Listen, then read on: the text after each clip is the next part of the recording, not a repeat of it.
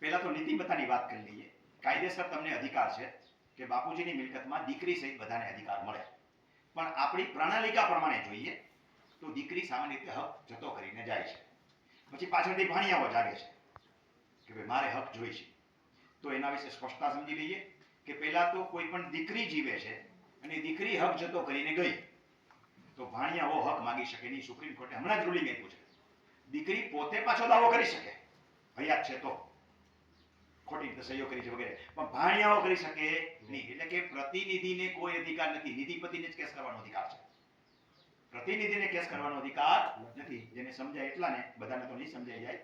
સરળ વસ્તુ એટલી છે કે જેનું હાથ નંબરમાં સીધું નામ આવવા પાત્ર થાય છે, કોઈ પણ નોંધને ચેલેન્જ કરવી હોય તો નિધિપતિ કરી શકે, પ્રતિનિધિ કરી શકે નહીં. પણ આ માત્ર ને માત્ર દીકરીના કિસ્સામાં સમજવાનું છે.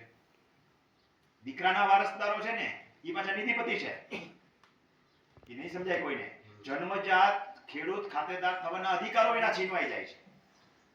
માટે એટલે દીકરો જે છે એ બાપની નોંધને ચેલેન્જ કરવાની થતી હોય તો કરી શકશે, દીકરીની નોંધને ભાણિયાઓ ચેલેન્જ કરી શકે નહીં. રિસેન્ટલી સુપ્રીમ કોર્ટે ચુકાદો આપેલો છે ને, બહુ સારો આપેલો છે.